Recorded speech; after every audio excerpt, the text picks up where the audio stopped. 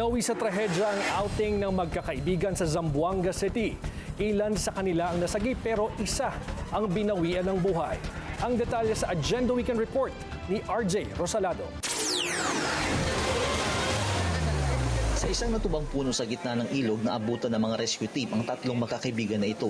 Hindi sila makatawid matapos abutan nang rumaragas ang baha sa ilog ng abong-abong Barangay Pasunangka, Zamboanga City. Naliligo umano ang magkakaibigan nang biglang tumaas ang tubig. Pahirapan ang pag-rescue. Dahan-dahang tinawid ng rescue team ng Bureau of Fire Protection ang rumaragas ang baha hanggang sa maabot nila ang mga stranded na teenager. Matapos suotan ng life vest at helmet, isa-isa nang nirescue ang tatlong magkakaibigan. Pero isa sa mga kaibigan nila ang hindi pinalad at nalunod. Natagpuan ang kanyang katawan sa Karatig Barangay ng Tumaga. Pero kanina pa naman yung rescue, hindi lang kami makapasok sa loob, mahirap. Kaya nung nakikita ko nga nahihirapan yung Matia Bureau kasi maliliit, pumasok na ako, tumulong na rin ako. Kasi nag-rescue din naman ako, that is my duty.